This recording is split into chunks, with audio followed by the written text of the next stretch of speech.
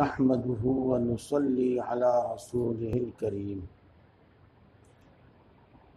أما بعد فأعوذ بالله من الشيطان الرجيم بسم الله الرحمن الرحيم ما آتاكم الرسول فخذوه وما نهاكم عنه فاتقوه واتقوا اللہ صدق اللہ العظیم۔ محترم بزرگوں اور دوستو، الحمدللہ ہم مسلمان ہیں، ہم مومن ہیں اور ہمارا مذہب اسلام ہے۔ بس زیادہ شور شراب بس نہ ہو، پہلی ٹھیک ہے آواز، یہاں کے لیے پہلی آواز ٹھیک ہے، آواز آئی رہی ہے صاف، جی ہاں، زیادہ شور شرابہ نہیں۔ اور ہمارا اس مذہب اسلام ہے، اور ہمارے نبی آخری نبی حضرت محمد مصطفیٰ صلی اللہ علیہ وسلم۔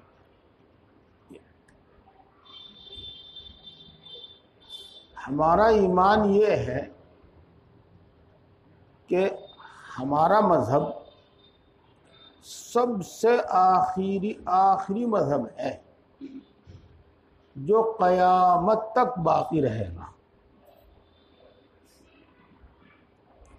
اس سے پہلے دوسرے انبیاء کرام علیہم السلام اللہ تبارک و تعالیٰ نے بھیجے، اللہ تبارک و تعالیٰ نے ان کو کتابیں عطا فرمائی،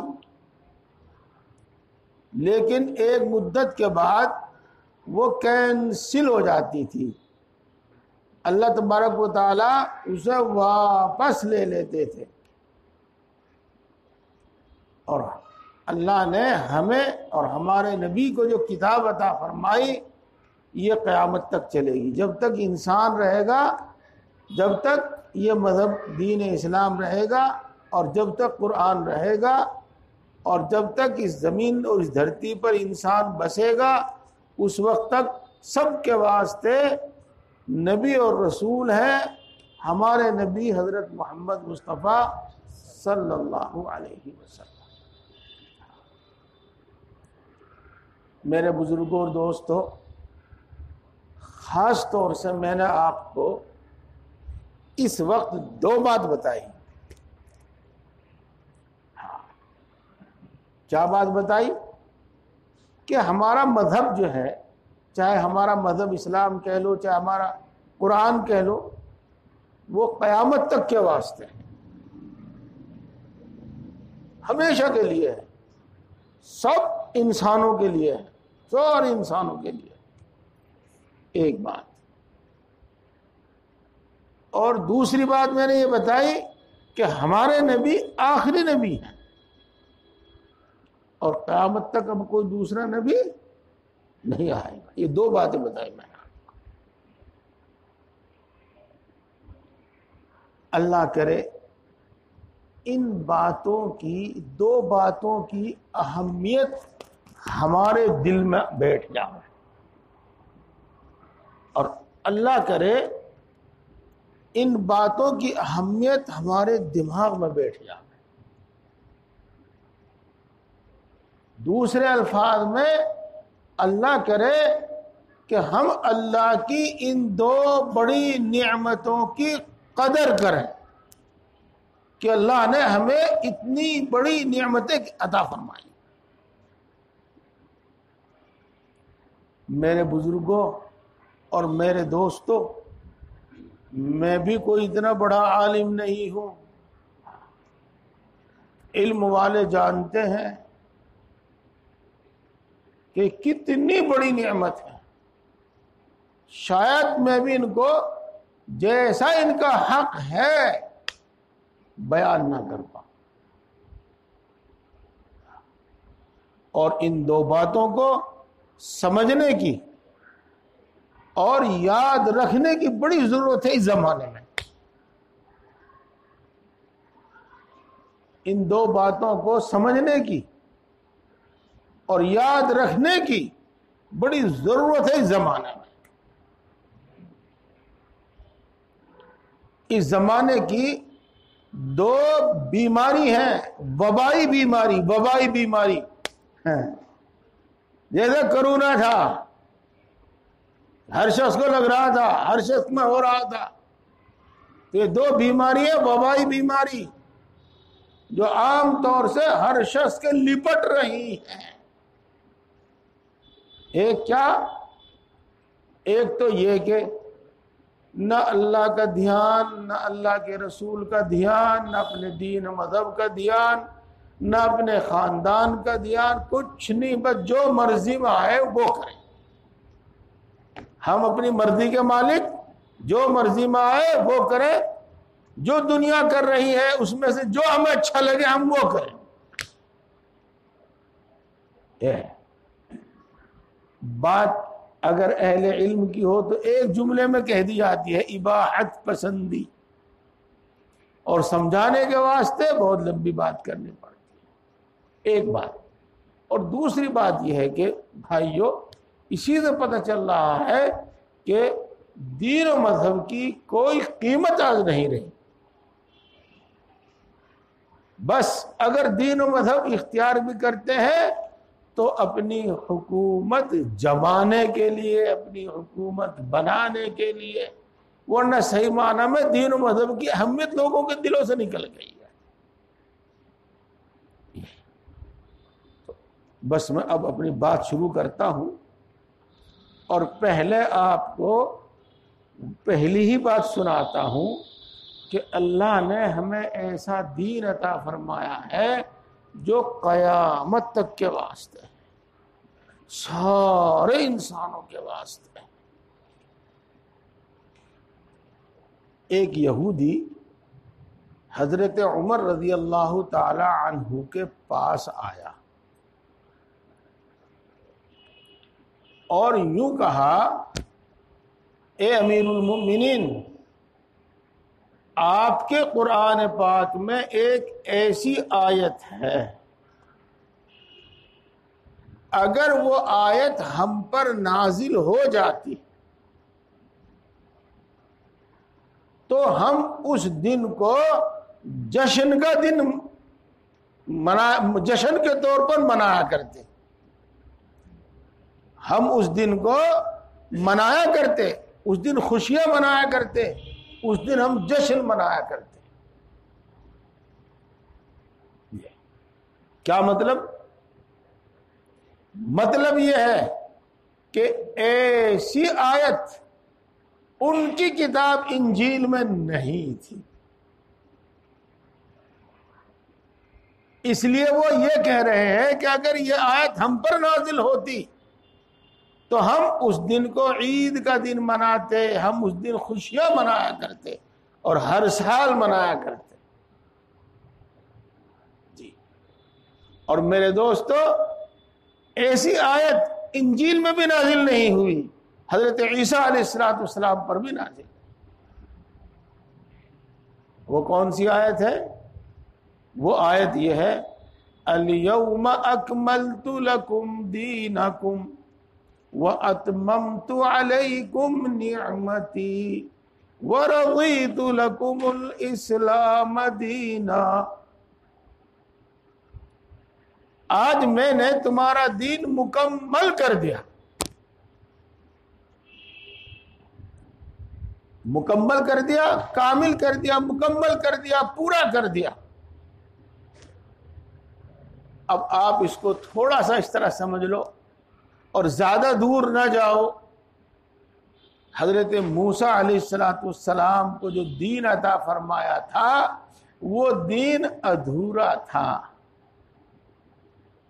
وہ دین اللہ نے ایسا نہیں بنایا تھا کہ ساری انسانیت کے واسطے ہو اور قیامت تک کے واسطے.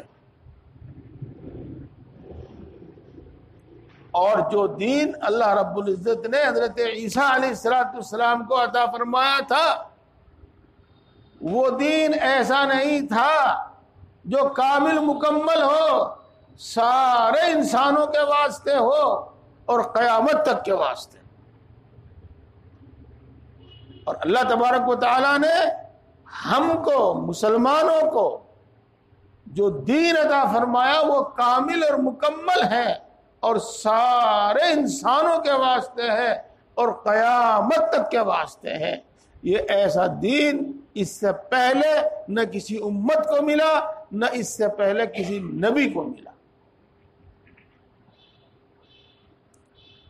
اس واسطے کہتا ہے یہودی کہ اے عمر، تمہارے دین میں، تمہاری کتاب میں ایک ایسی آیت ہے کہ اگر وہ آیت ہم پر نازل ہو جاتی تو ہم اس دن کو منایا کرتے اور ہم اس دن میں جشن منایا کرتے، خوشیاں کیا کرتے. یہ ایسی نعمت ہے جس سے دوسرے لوگ ترس رہے ہیں، جس کی دوسرے لوگ تمنا کر رہے ہیں.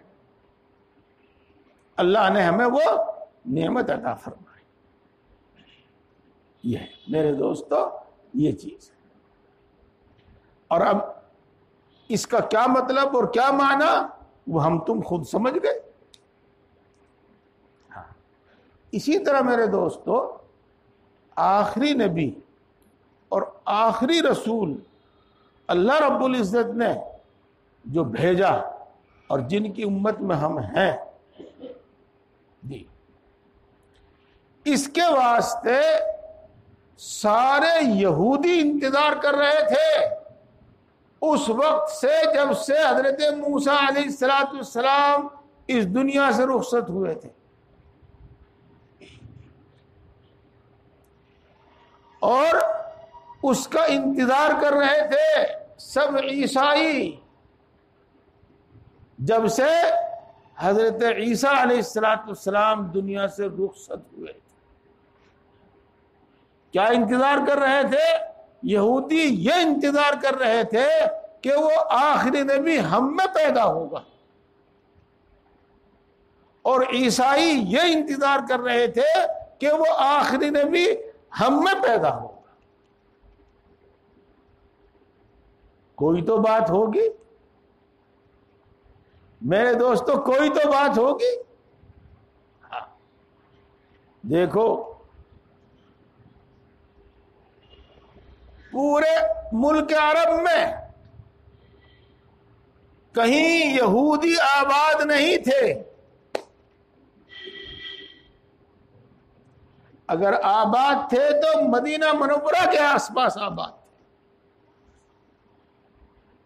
پورے ملک عرب میں یہودی نہیں تھے، اگر تھے تو مدینے کے آس پاس تھے. میں لمبا واقعہ آپ کو نہیں بتاتا، بس اتنا بتاتا ہوں کہ آپ یہ سوچئے اور یہ پوچھئے، یہ سوال کیجئے گا کہ مدینے کے آس پاس کیوں تھے. اس واسطے وہ دنیا بھر سے اور کہاں کہاں سے چل کر آ گئے تھے، اکٹھے ہو گئے تھے اس واسطے کہ یہ شہر آخری نبی کا شہر ہوگا اور ہم سب سے پہلے ان پر ایمان لاؤیں گے. اللہ اکبر، اللہ اکبر.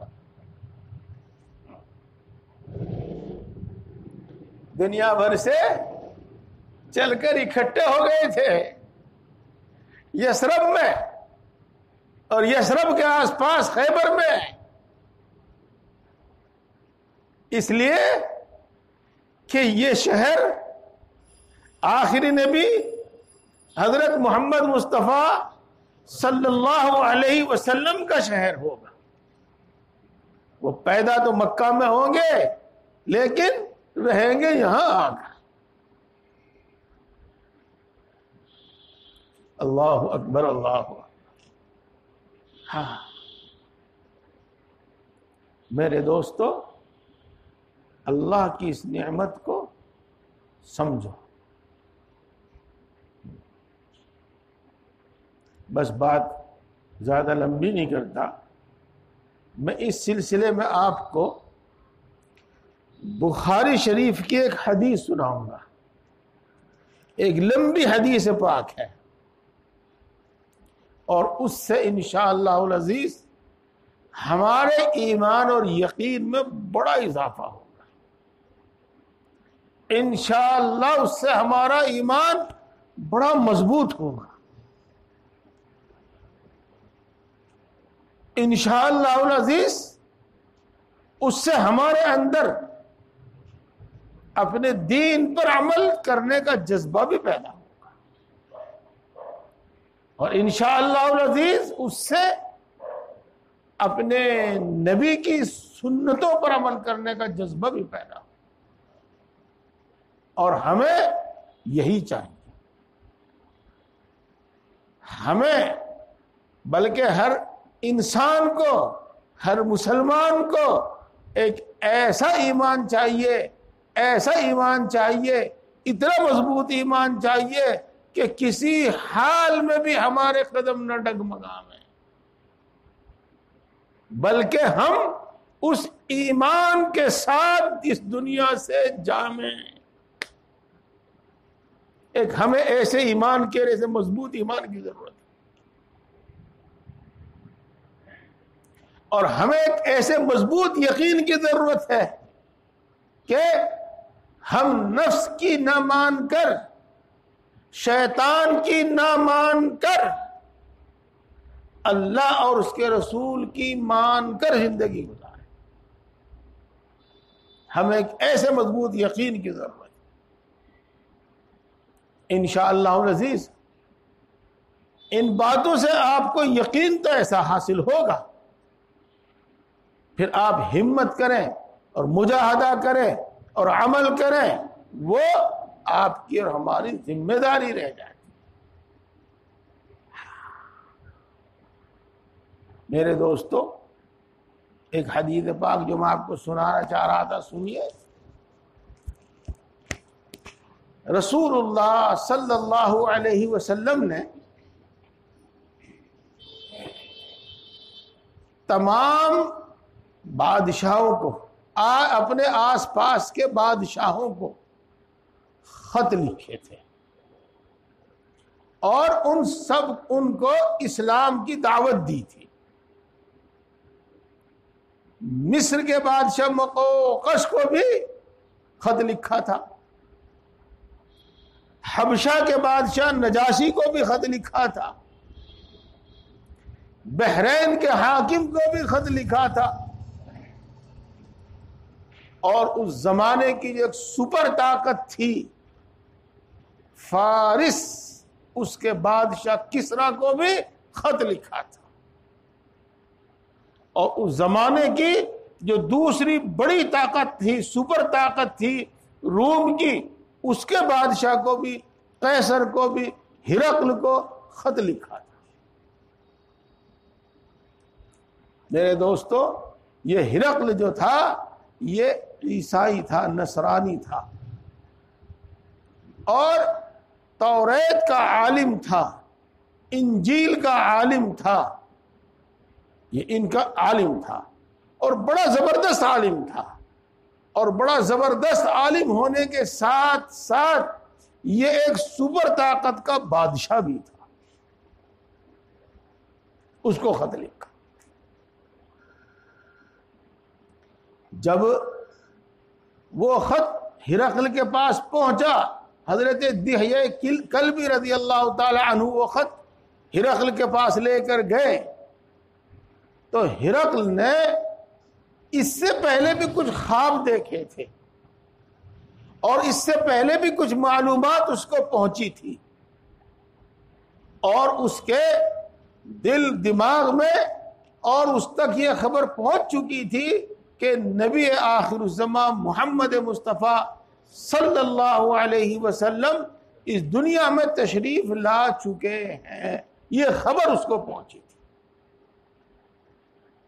اس واسطے جب اس کے پاس رسول اللہ صلی اللہ علیہ وسلم کا یہ خط پہنچا، تو اس نے اس خط کو پڑھنے سے پہلے رسول اللہ صلی اللہ علیہ وسلم کے بارے میں کچھ تحقیق کرنی چاہیے، پوچھ تاچھ کرنی چاہیے، اور اپنے دل کا اطمینان حاصل کرنا چاہا۔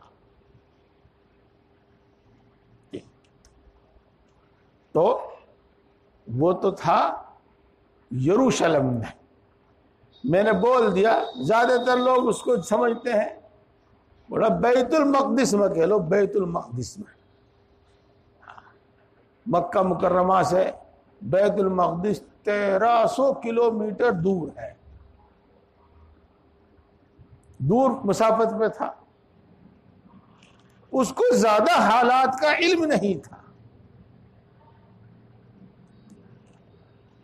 تو اس نے یہ چاہا کہ عرب کا کوئی قبیلہ یہاں آیا ہوا ہو، عرب کا کوئی کیا کہتے ہیں اس کو، قافلہ، عرب کا کوئی قافلہ یہاں آیا ہوا ہو تو اس سے معلومات کرو، اور عرب کا اگر کوئی تاجر، کوئی مسافر یہاں آیا ہوا ہو تو اس سے معلومات کرو۔ چنانچہ اس نے حکم دیا، اپنے ماتحتوں کو حکم دیا کہ ذرا تلاش کرو، دیکھو کوئی عرب کا قافلہ ہے کہ نہیں، ذرا دیکھو اور تلاش کرو، عرب کے کچھ لوگ یہاں تجارت کے سلسلے میں آتے رہتے ہیں، تو کوئی آیا ہوا ہے کہ نہیں۔ تو خوش قسمتی ہرقل کی کہ اس کے تلاش کرنے والے، اس کے کارندے تلاش کرتے کرتے فلسطین میں ایک جگہ ہے جس کا آپ نام سنتے رہتے ہیں، غزہ پٹی، وہاں پہنچے۔ وہاں پر حضرت سفیان رضی اللہ تعالی، حضرت ابو سفیان رضی اللہ تعالی عنہ کا قافلہ موجود تھا، جو تجارت کے واسطے ملک شام میں گئے ہوئے تھے، اور اس وقت تک مسلمان نہیں ہوئے تھے۔ حضرت ابو سفیان رضی اللہ تعالی عنہ اس وقت تک مسلمان نہیں ہوئے تھے، بلکہ اس وقت تک رسول اللہ صلی اللہ علیہ وسلم کے نمبر اول کے دشمن تھے،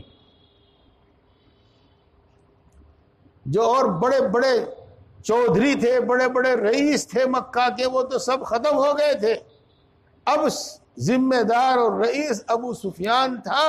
یوں کہہ لو کہ اسلام کے مٹانے کی ذمہ داری اب ابو سفیان کے کندھے پر تھی۔ یہ بات میں نے بتائی ہے آپ کو، اسے یاد رکھیے، ملحوظ رکھیے۔ تو وہ قافلہ بلایا گیا اور ہرقل کے دربار میں پہنچا۔ ہرقل بادشاہ نے پوچھا، تم میں سے نسب اور خاندان کے لحاظ سے اس شخص سے جو نبوت کا دعویٰ کرتا ہے سب سے زیادہ قریب کون ہے؟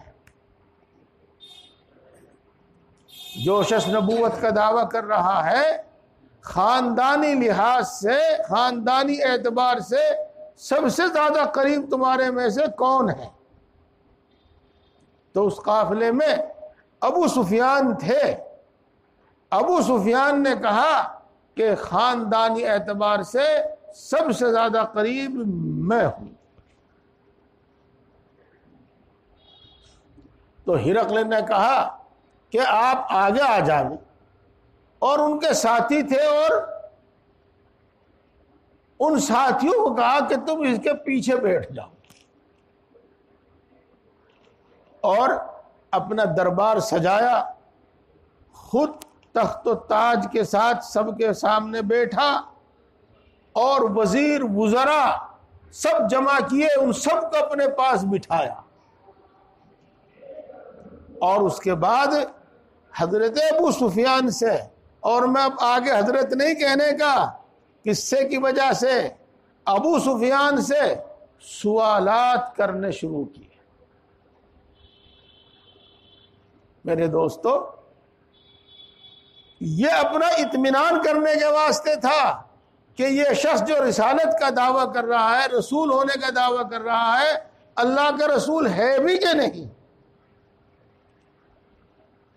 انہیں معلوم تھا کہ رسول کیا ہستی ہوتی ہے، اللہ کا رسول کتنے مرتبے، بڑے مرتبے کا انسان ہوتا ہے، اور اللہ کے رسول کا حق انسانوں کے ذمہ کیا ہوتا ہے ان کو معلوم تھا۔ تو اس نے پوچھا ابو سفیان سے کہ یہ بتاؤ کہ جس خاندان میں وہ پیدا ہوا ہے وہ خاندان تمہارے مکہ میں کیسا شمار کیا جاتا ہے؟ اچھا خاندان ہے یا گھٹیا خاندان ہے؟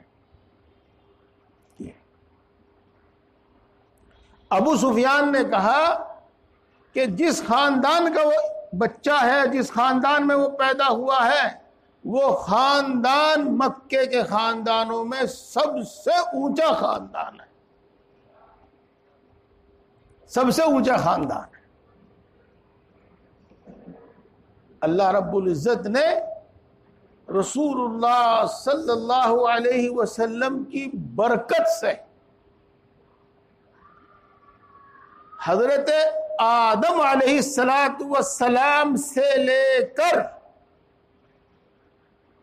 اور آپ کے والد محترم عبداللہ اور آپ کی والدہ ماجدہ حضرت آمنہ، ان تمام انسانوں کے اللہ تبارک و تعالیٰ نے ہر لحاظ سے حفاظت فرمائی، جن جن کی پشت میں یہ نطفہ ہو کر آیا ہے،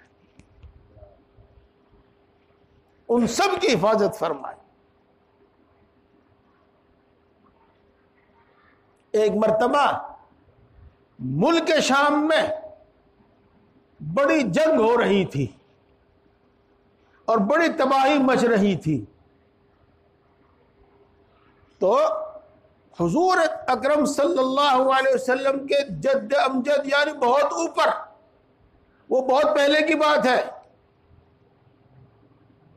وہاں اس ملک شام میں موجود تھے۔ تو روایات میں آتا ہے کہ اللہ تبارک و تعالیٰ نے خاص طور سے حضرت جبریل علیہ السلام کو بھیجا کہ اس شخص کو بحفاظت یہاں سے نکال دیجئے اور بحفاظت اس کو ملک عرب بھیج دیجئے، چونکہ اس کی پشت سے آخری نبی حضرت محمد مصطفیٰ پیدا ہونے والے ہیں۔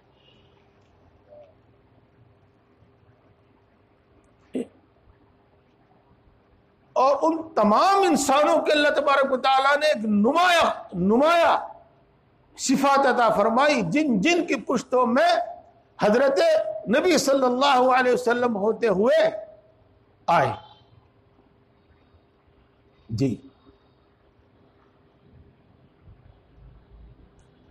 اللہ اکبر، اللہ اکبر، بات تو جل رہی ہے، ایک بات یاد آ گئی وہ بتا دوں گا۔ حضور صلی اللہ علیہ وسلم کے والد محترم عبداللہ جوان تھے، ابھی ان کی شادی نہیں ہوئی تھی، وہ چلے جا رہے تھے، ایک یہودی عورت نے ان کو دیکھا اور بڑی دولت مند عورت تھی وہ، اور پہلے تو اپنے ساتھ بدفعلی اور زنا کی دعوت دی، بہت بڑے لالچ کے ساتھ، اور جب وہ اس پر تیار نہیں ہوئے تو ان کو نکاح کی دعوت دی، نکاح کا پیغام دیا بہت بڑے لالچ کے ساتھ، تو وہ اس پر بھی تیار نہیں ہوئے اور چلے گئے۔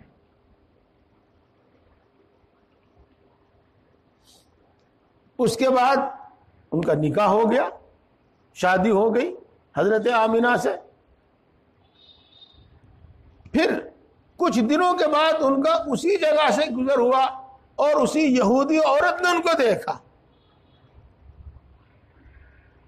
اور کہنے لگی کہ تمہاری شادی ہو گئی؟ کہ ہاں میری شادی ہو گئی۔ انہوں نے پوچھا کیسے پتا چلا تمہیں کہ میری شادی ہو گئی؟ تو انہوں نے یوں کہا کہ میں تمہاری پیشانی میں ایک نور دیکھ رہی تھی، میں تمہاری پیشانی میں ایک نور دیکھ رہی تھی اور وہ نور میں حاصل کرنا چاہتی تھی۔ آج مجھے تمہاری پیشانی میں وہ نور نظر نہیں آ رہا۔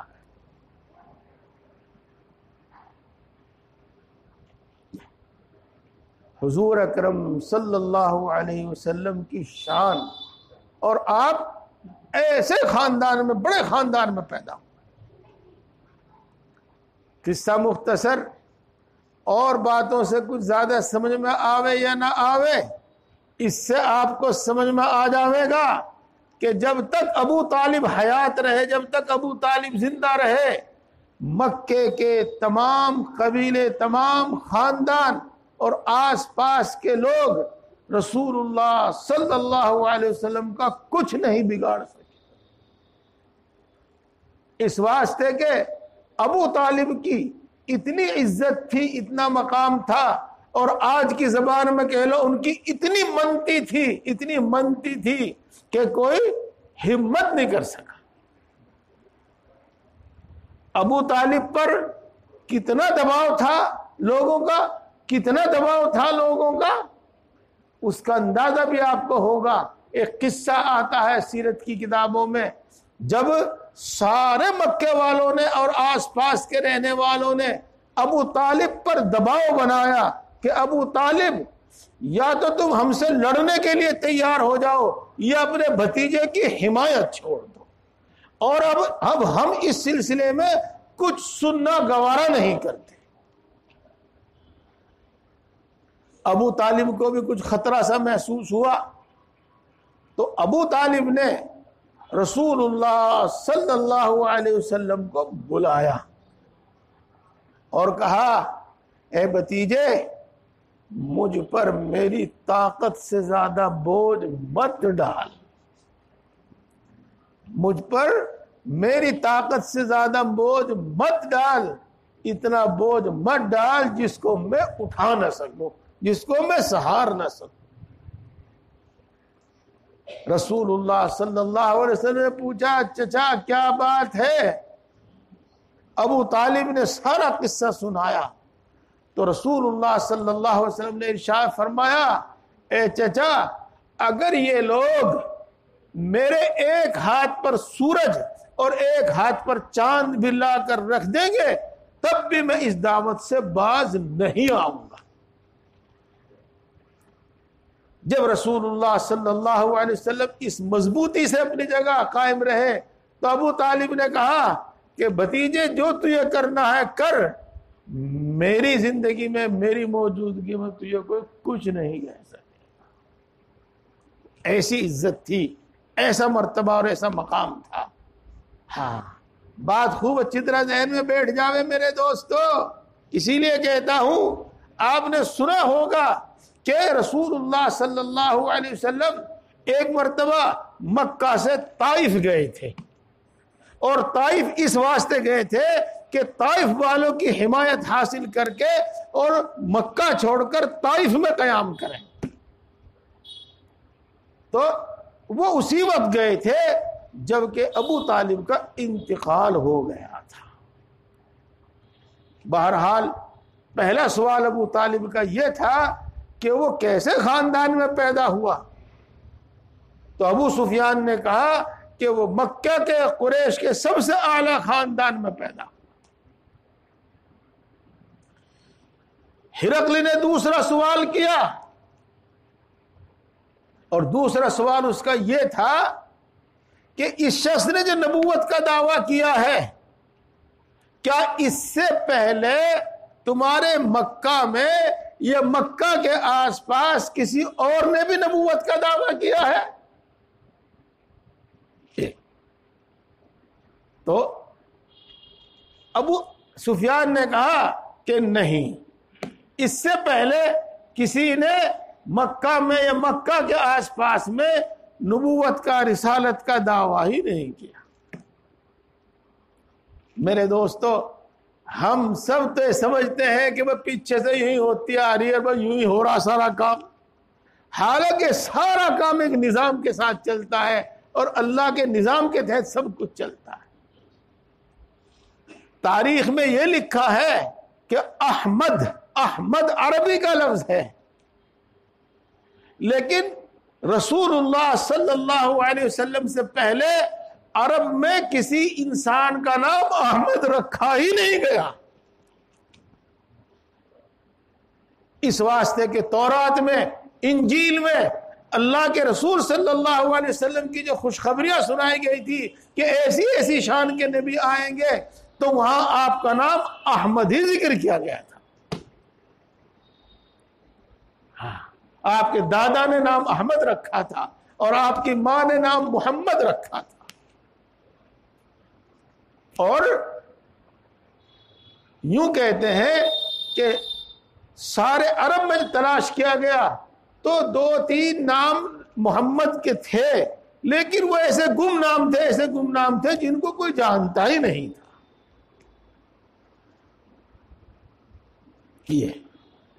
تو بہرحال کسی نے رسالت کا، نبوت کا دعویٰ نہیں کیا۔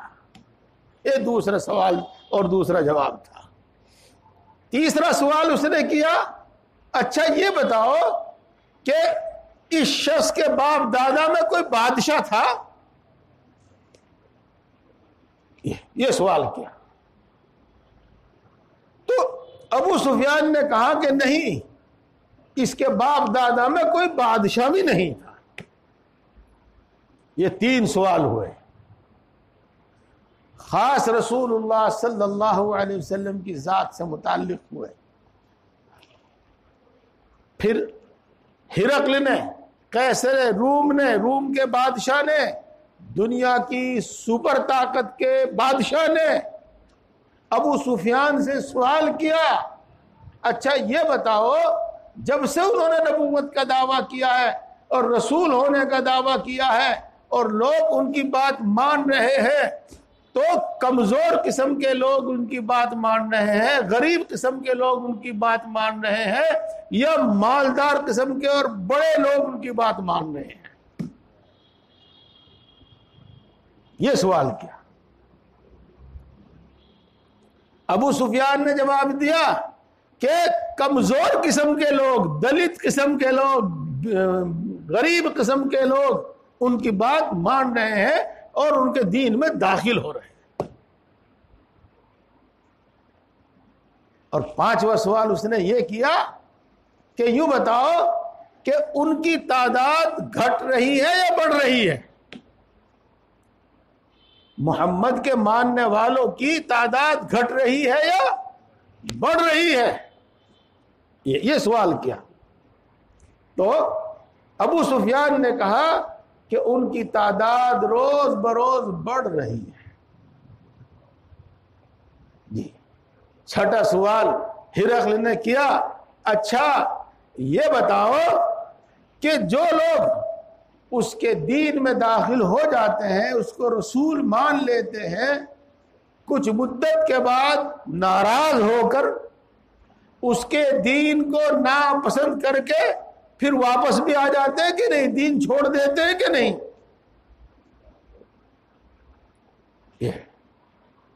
تو ابو سفیان نے جواب دیا کہ نہیں، جو اس کے دین میں داخل ہو جاتا ہے پھر اس کا دین نہیں چھوڑتا۔ دوستو، بات صحیح ہے، بات پکی ہے۔ ہم نے سنا ہے قصہ حضرت بلال رضی اللہ تعالی عنہ کا، ہم نے سنا ہے قصہ حضرت خباب ابن ارت رضی اللہ تعالی عنہ کا، ہم نے سنا ہے قصہ حضرت سمیہ رضی اللہ تعالی عنہا کا.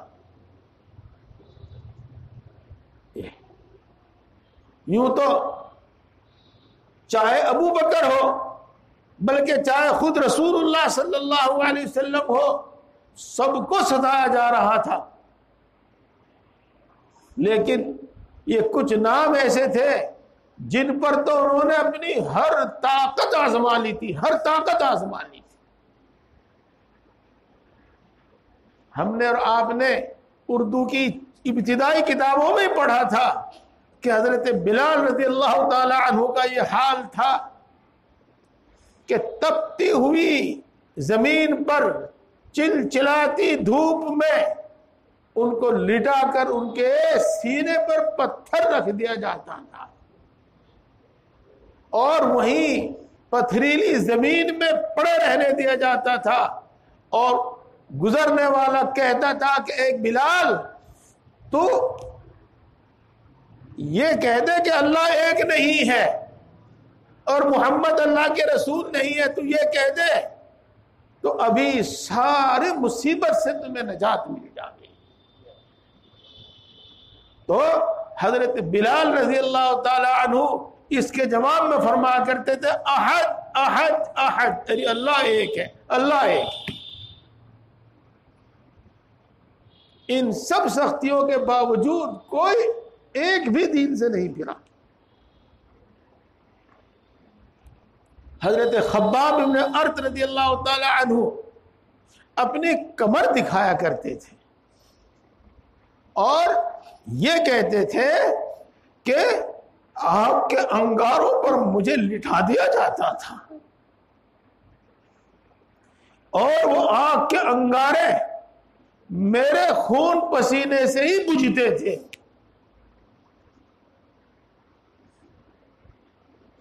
اور اس کے باوجود وہ اپنے دین سے نہیں پھرے.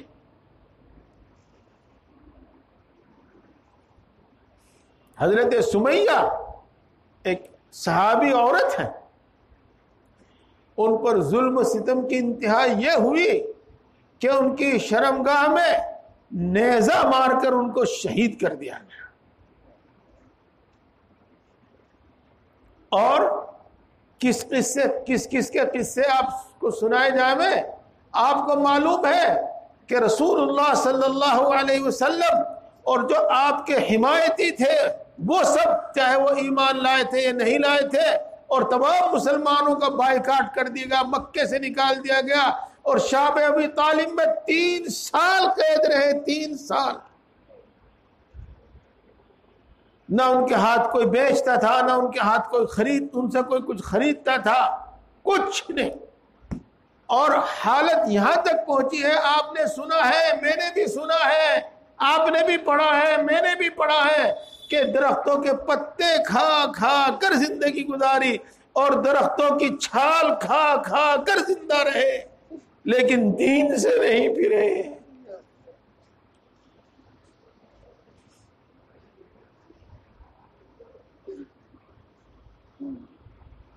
تو ہرقل کا سوال یہ تھا کہ اس کے دین میں جو داخل ہو جاتا ہے وہ دین کو ناپسند کر کے پھر دین سے پھرتا ہے، دین کو چھوڑتا ہے کہ نہیں؟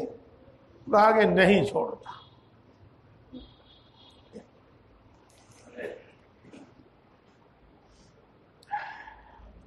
اس کے بعد ایک سوال کیا ہرقل نے کہ یہ بتاؤ کہ اس شخص نے نبوت کے دعوے سے پہلے، نبی ہونے کا دعویٰ کرنے سے پہلے اپنی زندگی میں کبھی جھوٹ بولا کہ نہیں بولا؟ اللہ اکبر، اللہ اکبر. بچپن ہوتا ہے اور جوانی دیوانی ہوتی ہے. ہاں، ابو سفیان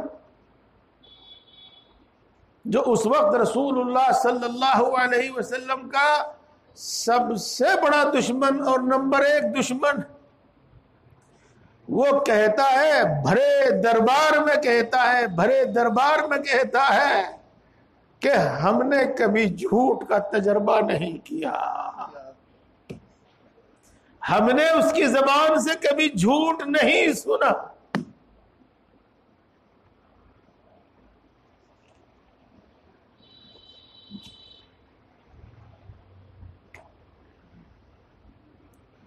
نبوت سے پہلے، نبی ہونے سے پہلے ہی کی بات ہے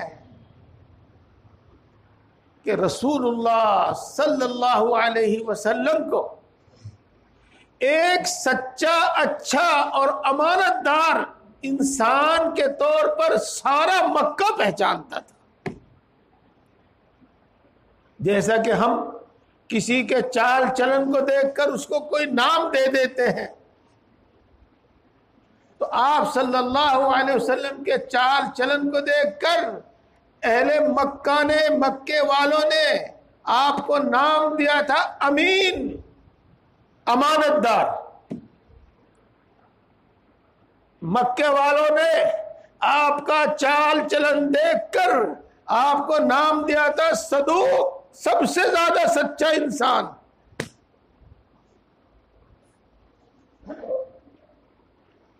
جی دوستو، جب رسول اللہ صلی اللہ علیہ وسلم کا چرچا مکہ مکرمہ سے نکل کر آس پاس اور دور دراز کے علاقوں میں، عرب میں پہنچا، تو اسی دوران حج کا زمانہ آ گیا، اور حج اس زمانے کے کافر مشرک عرب کے سب لوگ ہی کرتے تھے۔ اللہ اللہ، میرے بھائیوں، اللہ کی اس نعمت کی قدر کرو۔ جی اللہ نے دو گھر بنائے زمین پر اپنے، ایک کو بیت اللہ کہا جاتا ہے، کعبہ کہا جاتا ہے، ایک کو بیت المقدس کہا جاتا ہے، مسجد اقصی بیت المقدس کہا جاتا ہے۔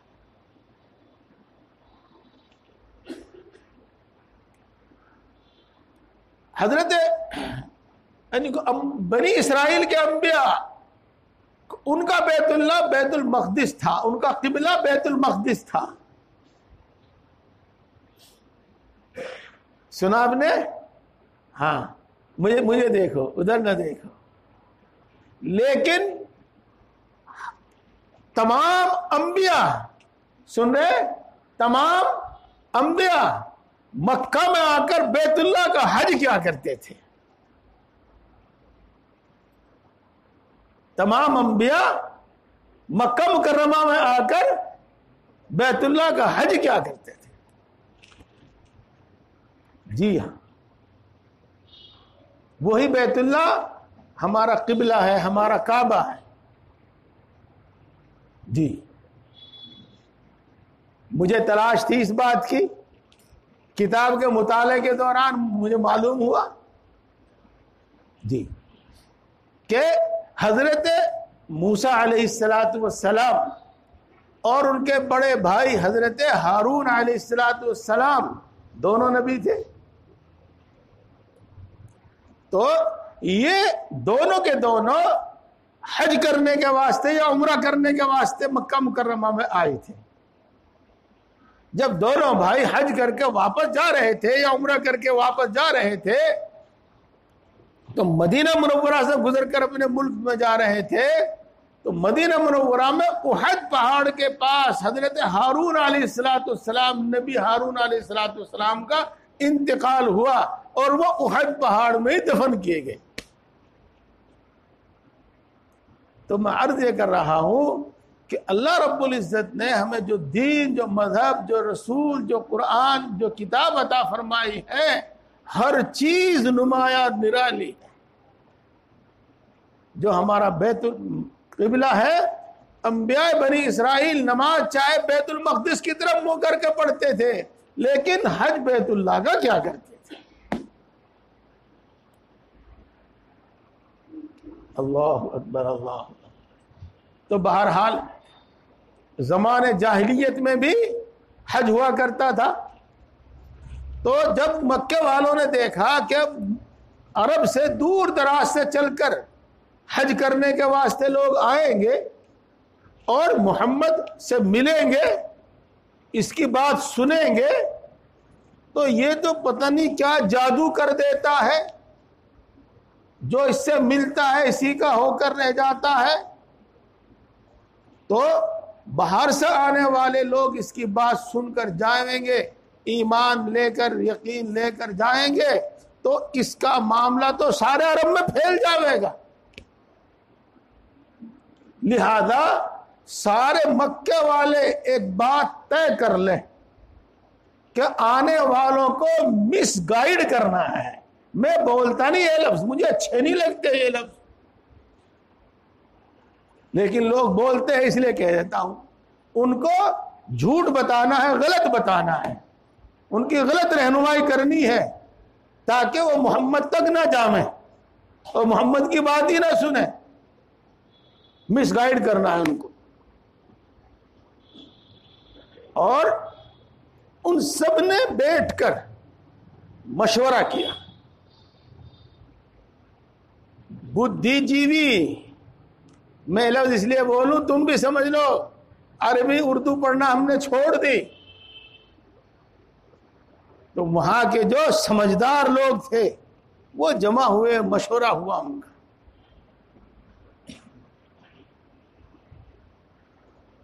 کسی نے کہا کہ اس کو شاعر کہو، کسی نے کہا کہ اس کو کاہن کہو۔ شاعر کو تو آپ جانتے ہی ہیں، اور کاہن غیب کی جھوٹی سچی خبریں بتانے والا، یوں کہہ لو، یوں کہو۔ کسی نے کچھ مشورہ دیا، کسی نے کچھ مشورہ دیا، آخر میں یہ بات ٹھہری کہ تمہاری کوئی سی بھی بات چلنے والی نہیں ہے، کوئی سی بھی بات لگنے والی نہیں ہے، کچھ اور سوچو۔ اور پھر سوچ وچار کر کے ولید ابن مغیرہ نے یہ مشورہ دیا کہ ان کو تم جادوگر کہو۔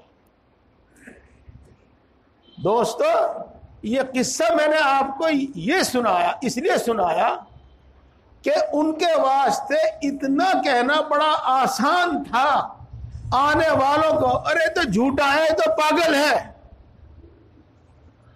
لیکن ظاہر بات ہے کہ یہ بات ان کی چلنے والی نہیں تھی، یہ بات ان کی لگنے والی نہیں تھی، اس بات کو ہزاروں لوگ جھٹلانے والے تھے کہ یہ جھوٹا ہے۔ اس واسطے یہ بات نہیں آئی، جادوگر کہا، کاہن کہا، شاعر کہا، پاگل کہا، کچھ بھی کہا، لیکن کسی نے یہ نہیں کہا کہ یوں کہو کہ یہ جھوٹا ہے۔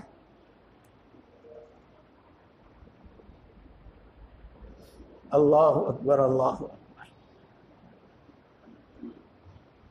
اس کے بعد اس کا سوال یہ تھا کہ تمہاری اس کے ساتھ کبھی جنگ بھی ہوئی کہ نہیں ہوئی؟ تو ابو سفیان نے کہا کہ ہاں، ہماری ان کے ساتھ جنگ ہوئی ہے، جنگ بدر بھی ہو چکی تھی، جنگ احد بھی ہو چکا تھا، اور پھر عمرے میں آپ صلی اللہ علیہ وسلم جو تشریف لے گئے تھے، حدیبیہ میں صلح ہوئی تھی، اس کے بعد کا یہ قصہ ہے جو خطوط لکھے گئے تھے۔ تو ہرقل نے پوچھا کہ جنگ میں کیا رہا معاملہ؟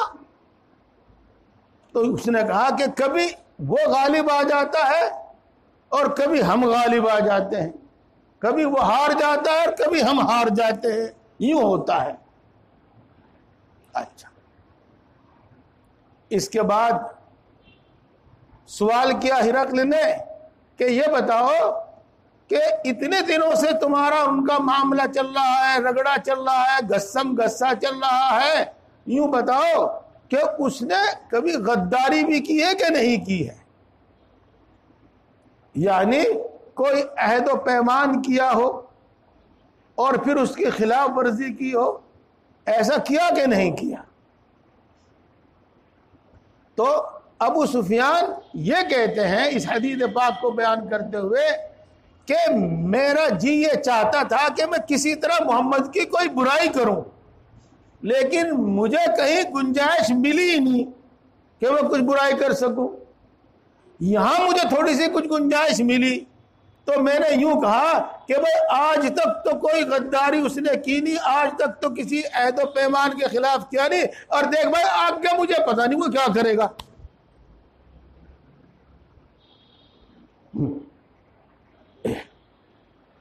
اس کے بعد ہرقل نے سوال کیا، اچھا یہ بتاؤ کہ وہ تمہیں کس بات کا حکم دیتا ہے، تم سے کیا منواتا ہے، کیا کرواتا ہے، تمہیں کس کام کا حکم دیتا ہے؟ تو انہوں نے کہا کہ ہمیں حکم یہ دیتا ہے کہ بتوں کی عبادت چھوڑ دو اور صرف ایک اللہ کی عبادت کرو، ہمیں یہ حکم دیتا ہے۔ ہمیں یہ حکم دیتا ہے کہ نماز پڑھو، ہمیں یہ حکم دیتا ہے کہ صدقہ خیرات کرو، غریبوں کی مدد اور نصرت کرو، ہمیں یہ حکم دیتا ہے کہ ہمیشہ سچ بولو، وہ یہ حکم دیتا ہے کہ پاک دامن رہو، زناکاری بدکاری سب جھوٹ جب آ جاتا ہے اس میں کہ پاک دامن رہو، اور ہمیں یہ حکم دیتا ہے کہ رشتے ناتوں کا خیال رکھو اور رشتہ ناتا کبھی مت توڑو، جس کو آپ ہم صلہ رحمی کہتے ہیں۔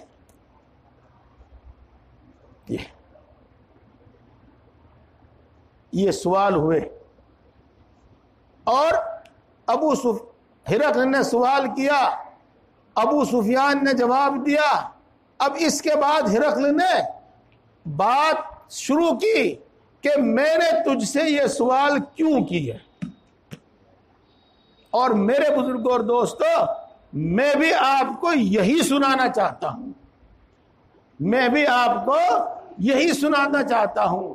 آپ بڑے دھیان سے سن رہے ہیں، بڑے غور سے سن رہے ہیں، الحمدللہ، لیکن یہ بات ایسی ہے جس میں اور زیادہ توجہ دینے کی ضرورت ہے۔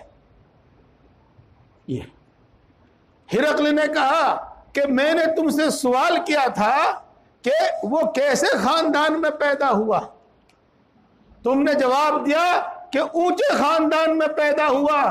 تو ہرقل نے کہا کہ اس کے نبی ہونے کی ایک دلیل یہ ہے، اس کے نبی ہونے کی ایک علامت یہ ہے کہ جتنے بھی انبیاء کرام علیہم السلام دنیا میں آئے وہ سب اونچے خاندان میں ہی پیدا ہوئے۔ میرے دوستو اور میرے بزرگوں نوٹ کرو، رسول اللہ صلی اللہ علیہ وسلم کے سچا نبی اور سچا رسول ہونے کی دلیل۔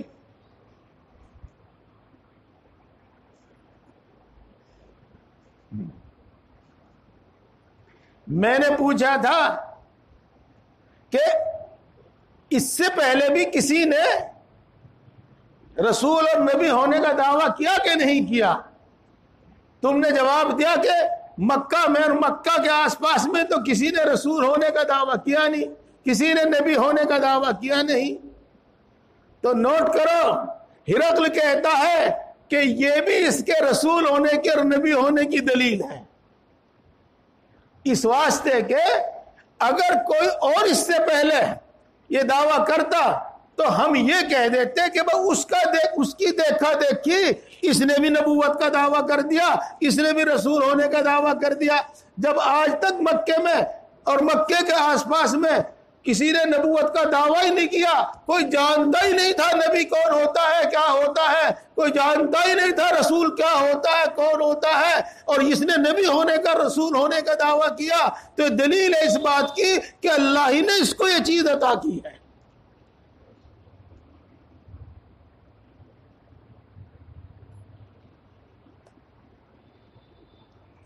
میری ماں بہنیں بھی غور سے بات سن رہی ہوں گی، ہم سب کے واسطے ان باتوں پر یقین لانا ضروری ہے، ایمان لانا ضروری ہے۔ جی تو دوستو پھر سوال یہ تھا کہ اس کے باپ دادا میں سے کوئی بادشاہ تھا؟ تم نے مجھے بتایا کہ کوئی بادشاہ نہیں تھا. تو یوں کہا اس نے کہ یہ بھی اس کے رسول ہونے کی، نبی ہونے کی ایک دلیل ہے، اس واسطے کہ اگر اس کے باپ دادا میں سے کوئی بادشاہ ہوتا اور وہ بادشاہت ختم ہو چکی ہوتی تو ہم یہ کہتے کہ اپنے باپ دادا کی بادشاہت حاصل کرنے کے واسطے اس نے نبوت کا، رسالت کا ڈھونگ جمایا ہے، ڈھونگ رچایا. میرا اگلا سوال تھا کہ کمزور آدمی اس پر ایمان لا رہے ہیں، اس کے فرما برداری کر رہے ہیں، یا معزز لوگ، بڑے لوگ؟ تم نے جواب دیا کہ دبے کچلے لوگ، کمزور لوگ، غریب لوگ اس پر ایمان لا رہے ہیں اور اس کی تابع داری، فرما برداری کر رہے ہیں. تو سنو، نوٹ کرو، ہرقل نے کہا یہ بھی اس کے نبی ہونے کی ایک دلیل ہے، اس واسطے کہ اللہ رب العزت نے جتنے بھی انبیاء دنیا میں بھیجے ہیں ان کا حال یہی تھا کہ شروع میں دبے کچلے اور غریب لوگ ہی ان پر ایمان لایا کرتے تھے.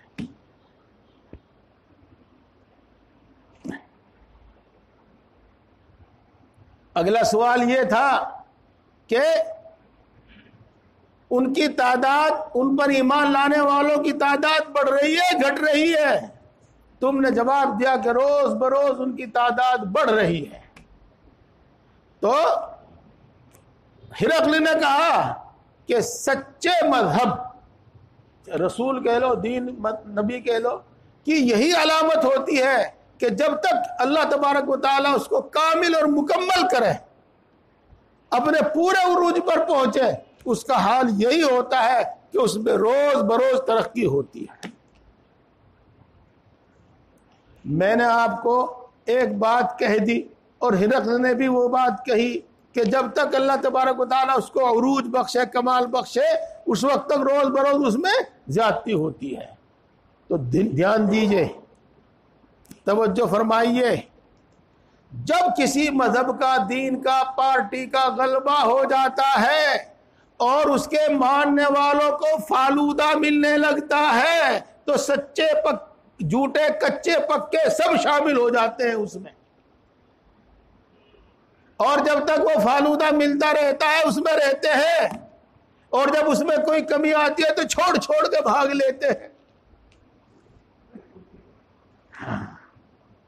تو جو شروع میں داخل ہوتے ہیں، بلا کسی غرض کے داخل ہوتے ہیں، اخلاص کے ساتھ داخل ہوتے ہیں، وہ داخل ہونے کے بعد کبھی نہیں نکلتے.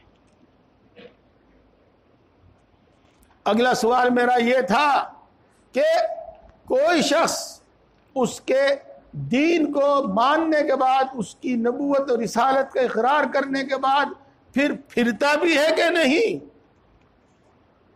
تو تم نے کہا کہ نہیں پھرتا. تو سنو دوستو، ہرقل نے کہا، ہرقل کی گواہی ہے اور وہ انجیل اور تورات کا عالم ہے، وہ کہہ رہا ہے کہ جب ایمان دل کے اندر رچ بس جاتا ہے تو پھر یہی حال ہوتا ہے کہ کبھی واپس نہیں آتا.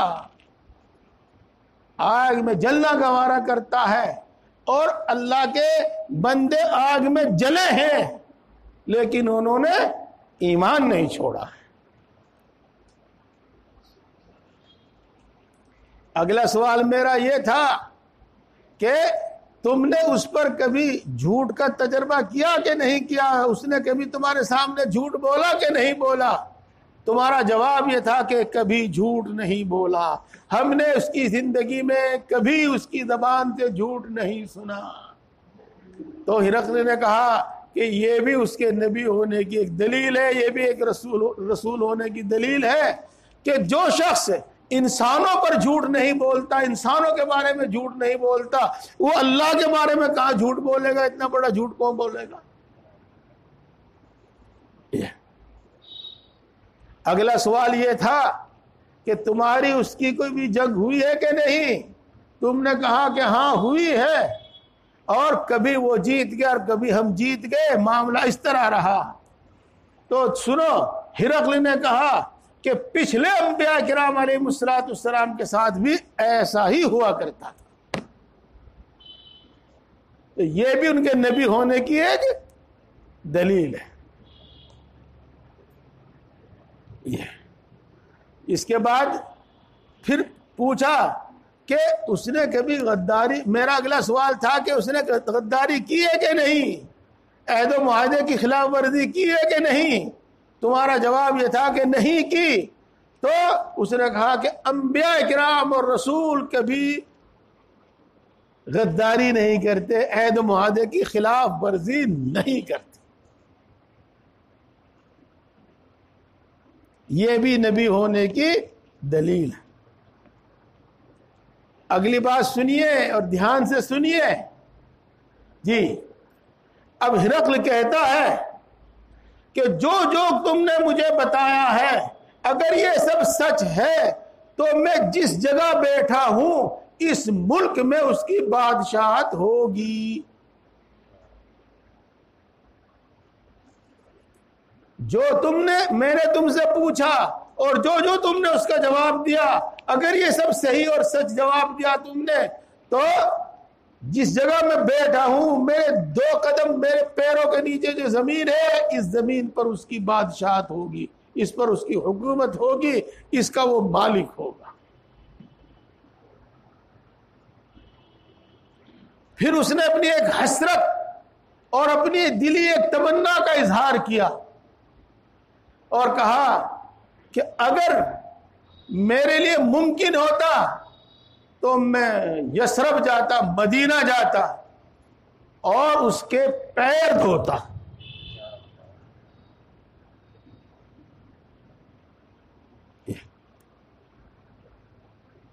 بزرگوں اور دوستو،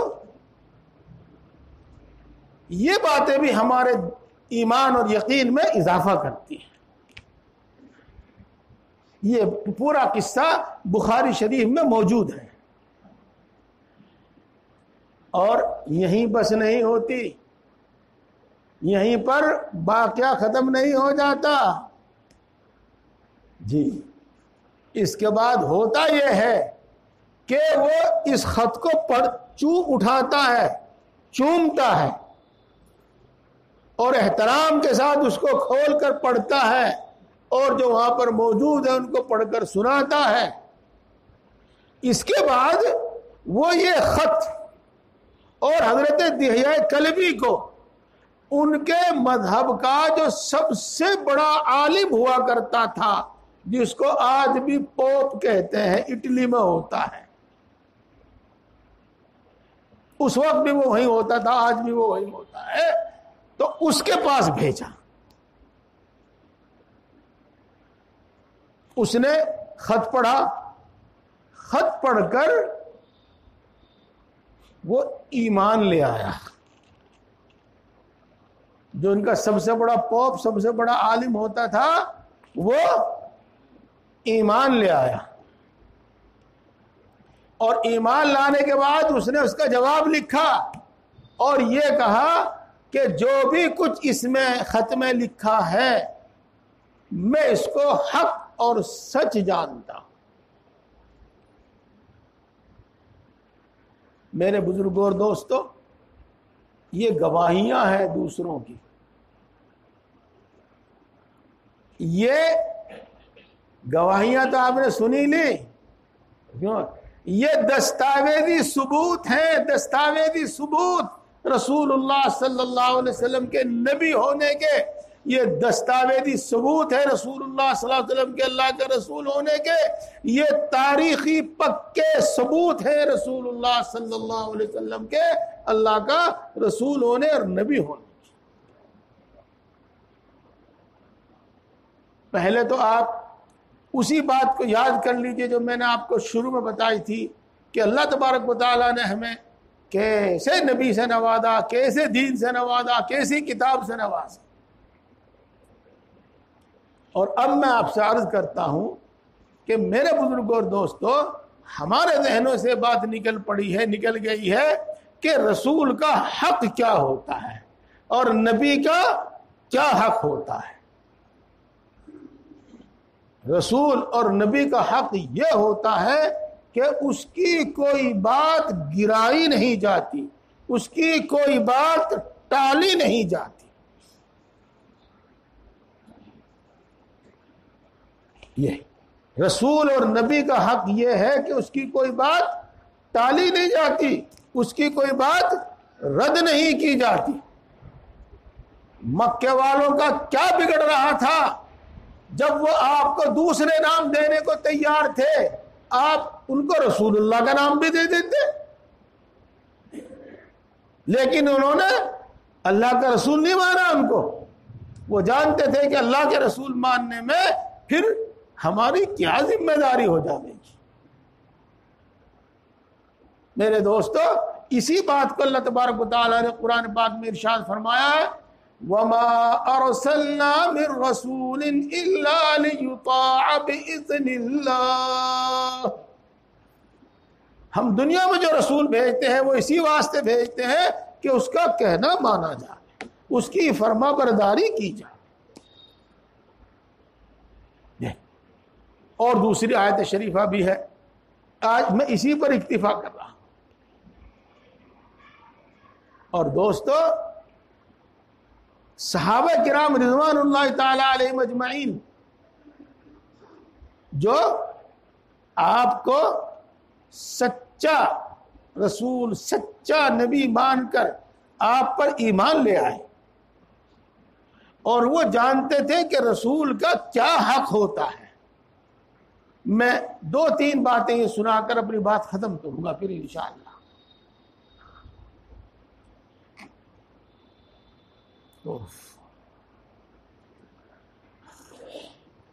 ایک صحابی رسول اللہ صلی اللہ علیہ وسلم کی خدمت میں حاضر ہوئے،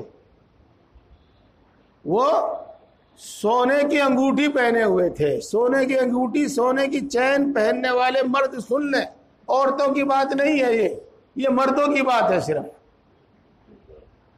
ہاں، تو سونے کی انگوٹھی پہنے ہوئے تھے مرد، عورتوں کے واسطے جائز ہے۔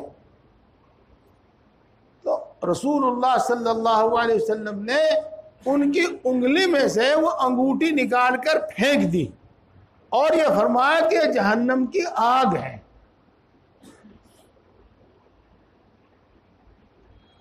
اس کے بعد اس مجلس سے رسول اللہ صلی اللہ علیہ وسلم تشریف لے گئے،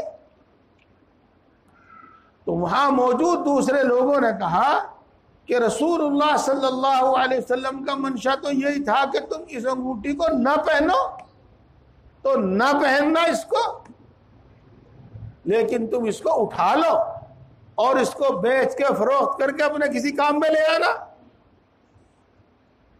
تو انہوں نے کہا کہ جس چیز کو رسول اللہ صلی اللہ علیہ وسلم نے نکال کر میری انگلی سے پھینک دیا ہے، میں اس کو کبھی نہیں اٹھاؤں گا۔ رسول کا یہ حق ہوتا ہے، نبی کا یہ حق ہوتا ہے۔ جی، بہت قصے سنے ہوں گے آپ نے صحابہ کے، بہت قصے سنے ہیں آپ نے صحابہ کے، انشاءاللہ سناتے رہیں گے۔ میں آپ کو ایک قصہ سنا رہا ہوں رسول اللہ صلی اللہ علیہ وسلم کے عشق و محبت کا، اور ایک قصہ سنا رہا ہوں آپ کو۔ ہم شریعت کے ہر حکم میں یہ سوچتے ہیں، یہ تلاش کرتے ہیں اس میں کیا فائدہ، اس میں کیا فائدہ، اس میں کیا فائدہ، یہ سوچتے ہیں۔ کبھی الٹا سوچنے لگتے ہیں کہ اس میں تو یہ نقصان ہے، اس میں تو یہ نقصان ہے، اس میں تو یہ نقصان ہے۔ ہاں،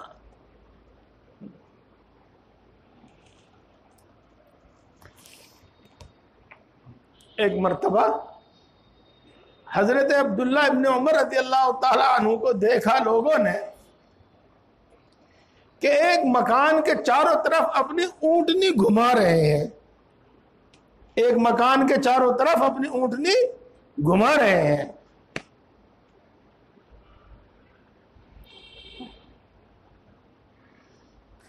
پوچھا ابن عمر یہ کیا کر رہے ہو, کیوں کر رہے ہو ایسا؟ تو جواب دیا یہ تو مجھے بھی پتہ نہیں میں کیوں کر رہا ہوں ایسا, بس اتنی بات ہے کہ ایک مرتبہ میں نے رسول اللہ صلی اللہ علیہ وسلم کو ایسا کرتے دیکھا تھا.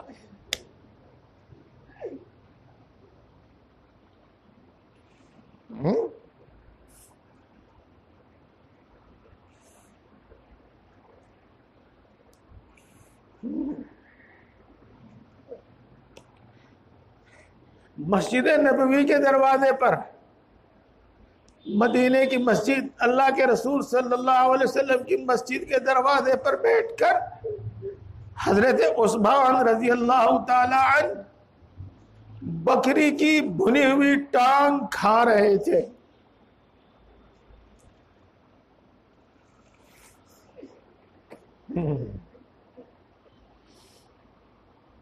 کسی نے پوچھا اے امیر المومنین, اے خلیفۃ المسلمین, یہاں بیٹھ کر کیوں کھا رہے ہو؟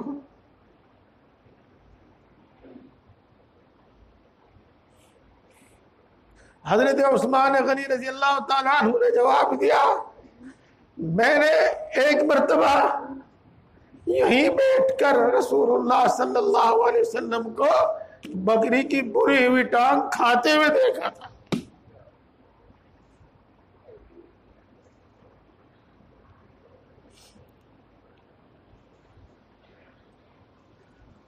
اللہ کے رسول کا حق, ایک مسلمان کا فرض,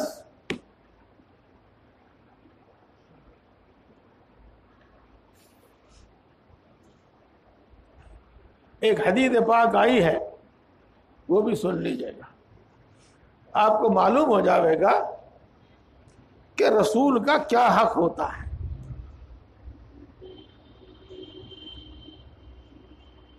ایک شخص,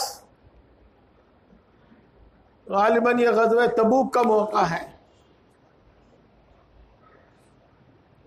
اونٹنی پر سوار اور لوگوں کو چیرتا پھاڑتا ہوا آگے بڑھ رہا ہے اور کہہ رہا ہے من محمد منکم, تم میں محمد کون ہے؟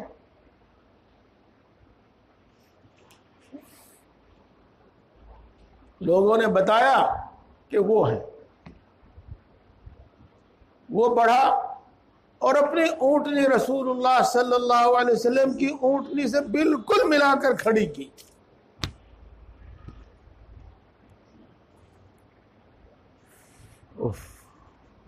اور کہا اے محمد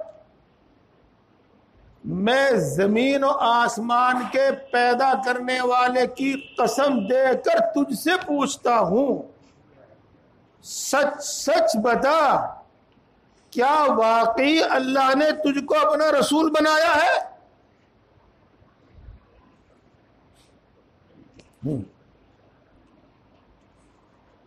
رسول اللہ صلی اللہ علیہ وسلم نے ارشاد فرمایا کہ ہاں مجھے اللہ نے اپنا رسول بنایا. قسم کھا کر فرمایا رسول اللہ صلی اللہ علیہ وسلم نے کہ ہاں مجھے اللہ نے اپنا رسول بنایا.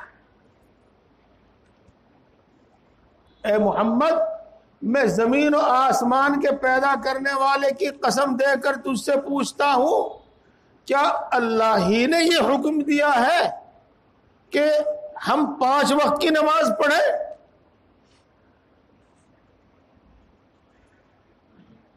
تو اللہ کے رسول صلی اللہ علیہ وسلم نے قسم کھا کر فرمایا کہ ہاں اللہ ہی نے یہ حکم دیا ہے.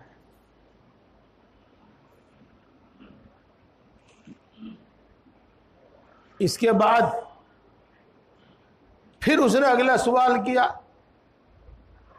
کیا اللہ ہی نے میں زمین و آسمان کے پیدا کرنے والے کی قسم دے کر تم سے پوچھتا ہوں کیا اللہ ہی نے تمہیں یہ حکم دیا ہے کہ تم ہمارے مالوں میں سے زکوٰۃ وصول کرو اور غریبوں کو دو؟ اللہ کے رسول صلی اللہ علیہ وسلم نے قسم کھا کر ارشاد فرمایا کہ ہاں اللہ ہی نے مجھے یہ حکم دیا. پھر رمضان روزے کے بارے میں پوچھا, پھر حج کے بارے میں پوچھا, اور اس کے بعد راوی بیان کرتے ہیں کہ وہ چل دیا, واپس ہو لیا, اور یہ کہا کہ میں اللہ کی قسم کھا کر کہتا ہوں, اللہ کو گواہ بنا کر کہتا ہوں کہ جو باتیں, جن باتوں کا تم حکم کرتے ہو اور جن باتوں کا تم نے ہمیں حکم دیا ہے, میں ان میں کبھی کوئی کمی زیادتی نہیں کروں گا, یعنی زندگی بھر اس کی پابندی کروں گا. اس پر رسول اللہ صلی اللہ علیہ وسلم نے ارشاد فرمایا, اگر یہ شخص سچ بول رہا ہے تو کامیاب ہو گیا, اگر یہ اپنی بات پر ثابت قدم رہا, سچا رہا تو کامیاب ہو. میرے دوستو, خاص بات اس میں توجہ کرنے کی یہ ہے کہ وہ شخص یوں کہتا ہے, زمین و آسمان کے پیدا کرنے والے کو سب مانتے ہیں کہ میں زمین و آسمان کے پیدا کرنے والے کی قسم دے کر آپ کو پوچھتا ہوں, آپ سے پوچھتا ہوں کہ اللہ ہی نے آپ کو رسول بنایا؟ ہاں. جب انہوں نے قسم کہا تو مان لیا کہ ہاں اللہ کے رسول ہے. اور جب اگلی بات کہی اسی طرح تو انہوں نے مان لیا کہ ہاں نمازوں کا حکم اللہ ہی نے دیا ہے اور یہ اللہ کی طرف سے ہمیں کہہ رہا ہے. میری مائیں بہنیں بھی اور میرے نوجوان دوست بھی اور میرے بزرگ بھی سب یہ بات سمجھ گئے ہوں گے کہ اللہ کے رسول کا حق کیا ہے. ہم سب یہ سمجھ گئے ہوں گے کہ اللہ تبارک و تعالیٰ نے ہمیں کتنا اچھا دین عطا فرمایا.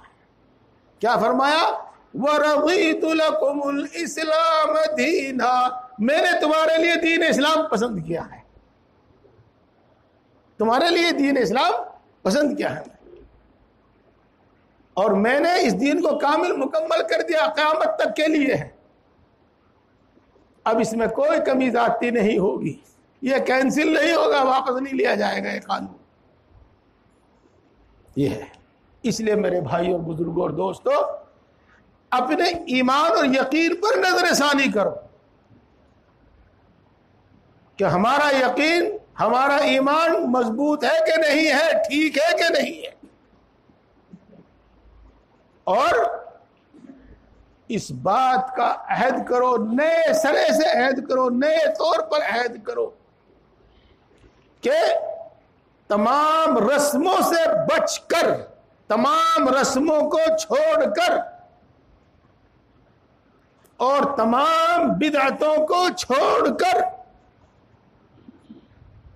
اور دنیا کے تمام رسم و رواج کو چھوڑ کر ہم صرف اور صرف اللہ کے دین اسلام اور اپنے نبی رسول اللہ صلی اللہ علیہ وسلم کی سنتوں پر عمل کریں گے.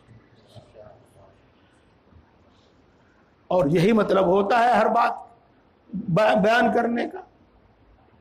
اور آخری بات جو بار بار آپ سنے ہیں, 5 چیزوں کی ضرورت ہے دین پر عمل کرنے کے واسطے.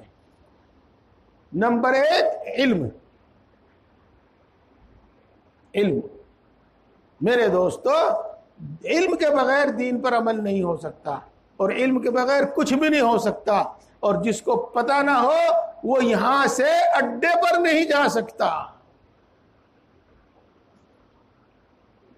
جی, اور اس کے لیے بہت کتابیں ہیں. دیوبند میں جا کر دیکھنا, مدرسے میں جا کر دیکھنا, سہارنپور میں مدرسے میں جا کر دیکھنا, کتنی کتابیں ہیں.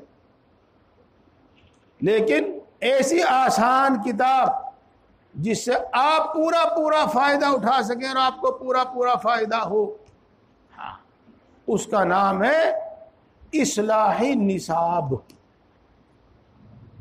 حضرت اقدس حضرت مولانا اشرف علی صاحب تھانوی نور اللہ مرقدہ کی چھوٹی چھوٹی کئی کتابوں کا مجموعہ ہے, اس کا نام ہے اصلاحی نصاب. اس میں آپ کو دین کی ضرورت کی سب باتیں مل جانے گی. اور دوسری بات, یہ ماشاءاللہ آپ کی خوش نصیبی ہے کہ آپ کے پاس مفتی عمران صاحب امام ہے، ماشاءاللہ ہمیشہ دل خوش ہوتا ہے کہ یہ نئی نئی کتابیں آپ کے سامنے پڑھتے رہتے ہیں اور بڑی ضروری بڑی فائدے کی بات آپ کو سناتے رہتے ہیں جی۔ آج بھی ماشاءاللہ عصر کے بعد جو کتاب سنائی انہوں نے، ماشاءاللہ دل خوش ہوا، اور اتنی ضروری بات اور اتنی فائدے کی بات کہ ہر شخص کی ضرورت کی چیز۔ کیا آج جب ہم تنہائی میں بیٹھ کر غور کریں گے اور دیکھیں گے تو ہماری ساری پریشانیوں کا جو ہے نا، ان کا ایک ہی سبب ہے، کیا؟ آ جا دولت، آ جا دولت، آ جا، بس یہی ہے۔ اور جس کے بعد جتنی ہے وہ اس کو کم سمجھ رہا ہے، اور اس سے آگے بڑھ کر حلال و حرام کا امتیاز کے بغیر لگ رہا ہے جی۔ حالانکہ اللہ کے رسول صلی اللہ علیہ وسلم ہم کو قناعت اور کفایت شعاری اور قناعت کا حکم دے کر گئے ہیں۔ یہی مضمون انہوں نے عصر کے بعد تفصیل سے سنایا جی۔ میں اس کو اس وقت بیان نہیں کر رہا، لیکن یوں سمجھ لیجئے گا کہ یاد رکھ لیجئے گا، یقین کر لیجئے اس پر کہ دولت اور سامان سے نہ کسی کو عزت ملی نہ ملے گی، اور دولت اور سامان سے نہ کسی کو راحت ملی نہ ملے گی۔ یہ بات ختم کرنا چاہ رہا تھا، لیکن جب یہ بات آ گئی تو میں تھوڑی سی بات آپ کے سامنے کہہ دوں، اور تجربہ آپ کر لیو، بتا میں دیتا ہوں۔ آپ آج سے 10 سال 15 سال 20 سال اپنے گھر کا ماحول دیکھنا، آج کا ماحول دیکھنا، ہاں، کہ گھر میں لڑائی جھگڑا اور پریشانی وہ پیسے کے کم ہونے کی وجہ سے ہوتی ہے یا بد اخلاقیوں کی وجہ سے ہوتی ہے؟ منمانیاں کرنے کی وجہ سے ہوتی ہے، بری عادتوں کی وجہ سے، برے اعمال کی وجہ سے، برے اخلاق کی وجہ سے ہوتی ہے۔ بیٹی ماں کو کچھ نہیں سمجھتی، بیٹا باپ کو کچھ نہیں سمجھتا، جو بولتا ہے ہر وقت غصے میں بولتا ہے، غصے میں بات کرتا ہے، ہر وقت جھگڑنے اور لڑنے کو تیار رہتے ہیں، جتنا پہنا دو اتنا کم، جتنا کھلا دو اتنا کم۔ تو بتاؤ کبھی اس گھر میں چین اور سکون مل سکے یا ہر وقت ٹینشن میں رہیں گے؟ ہر وقت ٹینشن میں رہیں گے، کبھی سکون نہیں۔ اور جو اللہ کے رسول صلی اللہ علیہ وسلم فرما کر گئے کیا کہ ماں باپ کا تو جو کچھ درجہ بیان کیا ہی ہے، تو فرمایا کہ جو بڑوں کا اکرام نہ کرے اور چھوٹوں پر شفقت نہ کرے وہ مسلمان نہیں۔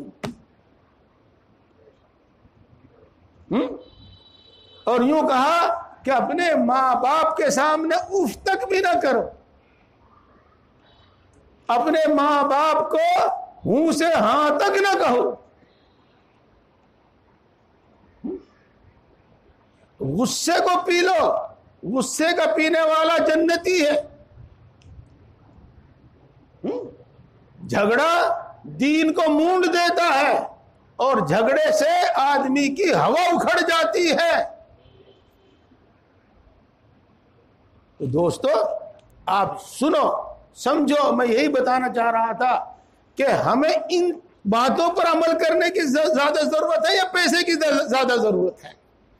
پیسے کے بغیر اونچ نیچ کے ساتھ کام چل جائے گا، ان باتوں پر عمل کرنے کے بغیر کبھی کام نہیں چلے گا، کبھی گھر میں چین اور سکون نہیں ملے گا۔ ہاں، تو پہلی بات تھی علم، اور دوسری بات ہے ذکر۔ اور دیر ہو جاتی ہے لیکن میں نے آپ کو بتا رکھا ہے، اور آج بھی جلدی سے بتاتا ہوں۔ ایک تسبیح درود شریف کی، ایک تسبیح استغفار کی، اور ایک تسبیح لا الہ الا انت سبحانک انی کنت من الظالمین کی پڑھ لیا کرو درود شریف پڑھنے سے اللہ کے رسول کی محبت پیدا ہوگی، استغفار پڑھنے سے گناہوں سے نفرت پیدا ہوگی، اور لا الہ الا انت سبحانک انی کنت من الظالمین پڑھنے سے اللہ تبارک و تعالی ہر الا بلا سے حفاظت فرمائیں گے۔ اور جو تسبیح آپ فجر میں اور عصر میں پڑھتے ہیں وہ تسبیح باقی 3 نمازوں میں بھی سنتوں سے نفلوں سے فارغ ہو کر پڑھ لیا کرو، اور فرصت کے وقت بیٹھ کر 3 تسبیح کم سے کم، اور اس سے زیادہ جو آپ کی ہمت و فرصت ہو، لا الہ الا اللہ، لا الہ الا اللہ، 3 تسبیح پڑھ لیا کرو۔ بس آپ اتنا بتائیں، علم اور ذکر۔ اور میرے دوستو، تیسری چیز ہے اللہ والوں کی صحبت، نیک لوگوں سے تعلق، جیسا کہ آپ اسی محبت اور اسی تعلق کی بنا پر سب یہاں جمع ہے اور بات سن رہے ہیں جی۔ اور چوتھی چیز ہے آخرت کی فکر۔ آخرت کی فکر کے بغیر دین آتا نہیں اصل میں، اور وہ پکی بات ہے، زیادہ لمبی بات نہیں کرتا۔ جس بچے کو، جس جوان کو یہ فکر ہے کہ کل کو مجھے گھر میں سامان لا کے دینا ہے، کل کو مجھے کسی کے 10,000 روپے دینے ہیں، تو وہ کچھ کرے گا۔ اور جس کو فکر نہیں تو کچھ بھی نہیں، سارے دن پڑا ہوا موبائل دیکھے گا۔ یہ تو میرے دوستو، جب ہمیں پتا ہے کہ کل کے دن، اور کل کے دن سے مراد قیامت کا دن، اللہ نے قرآن پاک میں جگہ جگہ قیامت کے دن کو کل کا دن کہا ہے، تو کل کے دن یعنی کہ قیامت کے دن اور آخرت میں ہمارے ساتھ کیا ہونا ہے اور کس عمل کا کیا بدلہ ملنے والا ہے، جب ہمیں یہ پتا ہوگا، جبھی ہمیں اچھے کام کرنے کا شوق پیدا ہوگا، اور جبھی ہمیں بری باتوں سے بچنے کا جذبہ پیدا ہوگا۔ اور میرے دوستو، ایک 5ویں چیز ہے، اور اس کی بہت ضرورت ہے، ان 4 چیزوں سے بھی اس کی زیادہ ضرورت ہے، اور وہ ہے مشقت اٹھا کر اپنے دل پر زور ڈال کر اللہ کے حکم پر عمل کرنا۔ بس بات ختم کرتا ہوں، اور ساری باتیں اب آپ اپنے ذہن میں اکٹھی کر لیجئے۔ اللہ نے ہمیں آخری نبی کیسے عظیم الشان، کیسے مرتبے کے نبی عطا فرمائے، اللہ نے ہمیں دین اسلام عطا فرمایا، اللہ تبارک و تعالیٰ نے ہمیں قرآن پاک عطا فرمایا، اور یہی دین ہے اللہ کا پسندیدہ دین، اور یہی دین ہے قیامت تک رہنے والا دین۔ جب تک یہ رہے گا، جب تک دنیا رہے گی، جب یہ ختم ہو جائے گا دنیا ختم کر دی جائے گی جی۔ اور میرے دوستو، اس پر چلنے کے واسطے ان 5 چیزوں کی ضرورت ہے ابتدائی طور پر۔ اللہ کے باتیں، اللہ کے رسول کی باتیں، دین کی باتیں، شریعت کی باتیں، قرآن کی باتیں سنتے رہو، عمل کرتے رہو، تمام رسموں کو چھوڑ دو، بدعتوں کو چھوڑ دو، غیروں کا طریقہ چھوڑ دو، اپنے دین کا طریقہ اپنا لو، اپنے رسول کی سنتوں پر عمل کر لو۔ اللہ تبارک و تعالیٰ توفیق عطا فرماوے۔ وآخر دعوانا الحمدللہ رب العالمین۔ الحمدللہ رب العالمین الرحمن الرحیم مالک یوم الدین والصلاة والسلام علی سید الانبیاء والمرسلین محمد وآلہ واصحابہ اجمعین۔ لا الہ الا انت سبحانک انی کنت من الظالمین۔ ربنا ظلمنا انفسنا وان لم تغفر لنا وترحمنا لنکونن من الخاسرین۔ اے اللہ، تو سب سے بڑا ہے، ہر چیز پر قادر ہے، ہر چیز کا مالک ہے، ہر چیز کے خزانے تیرے قبضے میں ہیں، تیرے خزانے ختم یا کم ہونے والے نہیں ہیں۔ اگر تو اپنی مخلوق میں سے ہر ایک کو سمندروں کے برابر عنایت فرما دے تو بھی تیرے خزانوں میں اتنی کمی نہ آوے جتنی سمندر کے پانی میں سوئی ڈبونے سے کمی آ جاتی ہے۔ اے اللہ، تو بڑی طاقت والا ہے، تیری قدرت میں مٹی اور سونا پیدا کرنا برابر ہے، تو بڑی طاقت والا ہے، تیری قدرت میں کنکر پتھر اور ہیرا موتی پیدا کرنا برابر ہے۔ اے اللہ، تو بڑا مہربان ہے، سب پر مہربان ہے، بڑی بڑی نعمتوں سے نوازتا ہے، بلا استحقاق عطا فرماتا ہے، بلا عوض عطا فرماتا ہے، بے شمار عطا فرماتا ہے، اور مانگنے والوں کو کبھی محروم نہیں کرتا، بغیر مانگے عطا فرماتا ہے، مانگنے والوں کو کبھی محروم نہیں کرتا۔ اے اللہ تو یقیناً بڑا مہربان ہے، سب پر مہربان ہے، بڑی بڑی غلطیوں کو معاف فرما دیتا ہے، بار بار معاف فرماتا ہے، معاف کرنے کو پسند کرتا ہے، اور سینکڑوں سال کے کفر و شرک تک کو توبہ کرنے پر معاف فرما دیتا ہے۔ اے اللہ ہم تیری انہی اچھی صفات کے واسطے سے تجھ سے مانگتے ہیں، ہم سب کو ایمان کامل عطا فرما۔ اے اللہ ہم سب کو ایمان کامل عطا فرما۔ اے اللہ ہم سب کو ایمان کامل عطا فرما، ایمانی تقاضوں پر عمل کرنے کی توفیق نصیب فرما، ایمانی صفات ہمارے اندر پیدا فرما، مومنوں والی مسلمانوں والی صفات ہمارے اندر پیدا فرما۔ اے اللہ ایمان کی حلاوت، ایمان کی لذت ہمیں نصیب فرما۔ اے اللہ اپنے وعدوں کا یقین عطا فرما۔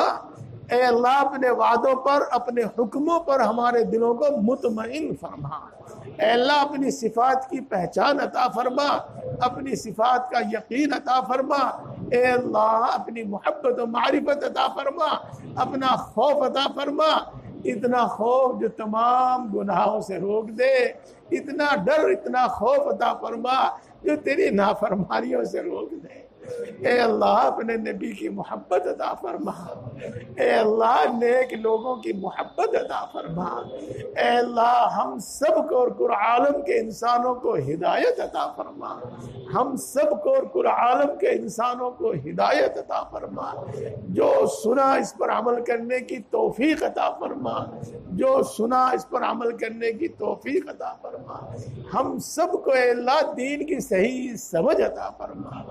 اے اللہ ہم سب کو ذکر کرنے والی زبان عطا فرما، شکر کرنے والا دل عطا فرما، طاعت و عبادت میں مشقت برداشت کرنے والا جسم عطا فرما۔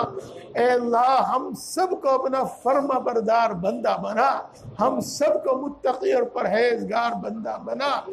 آج تک جتنے گناہ کیے ہیں تمام گناہوں کو معاف فرما، پکی سچی توبہ نصیب فرما، پکی سچی توبہ نصیب فرما، توبہ پر استقامت نصیب فرما۔ اے اللہ توبہ پر استقامت نصیب فرما۔ اے اللہ نفس و شیطان کے شر سے ہماری حفاظت فرما، ایک لمحے کے لیے ہمیں نفس و شیطان کے حوالے نہ فرما۔ اے اللہ اپنی تمام عبادتوں کو ہمارے لیے آسان فرما، اپنی طاعت و عبادت کو ہمارے لیے آسان فرما، اپنی طاعت و عبادت میں ہماری مدد فرما، ہمیں توفیق نصیب فرما۔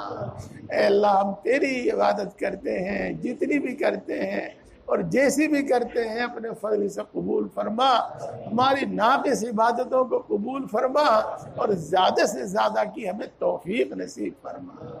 اے اللہ ساری مخلوق تیری محتاج ہے، تو کسی کا محتاج نہیں ہے۔ اے اللہ ہم تیری ہی عبادت کرتے ہیں اور تجھی سے مانگتے ہیں اور تیرے سوا کسی سے کوئی امید نہیں رکھتے۔ اے اللہ اپنے فضل و کرم سے ہم سب کی تمام ضرورتیں پوری فرما۔ اے اللہ ہم سب کی تمام ضرورتیں پوری فرما، اپنے سوا کسی کا محتاج نہ بنا، اپنے سوا کسی کا محتاج نہ بنا۔ اے اللہ بیماری میں، بڑھاپے میں جب ہمارے ہاتھ پاؤں بھی ہمارا ساتھ نہ دیں، اے اللہ اس وقت بھی کسی کا محتاج نہ بنا، اس وقت بھی ہماری ضرورتیں پوری فرما، اس وقت ہمیں روزی زیادہ عطا فرما، اس وقت ہمیں روزی زیادہ عطا فرما۔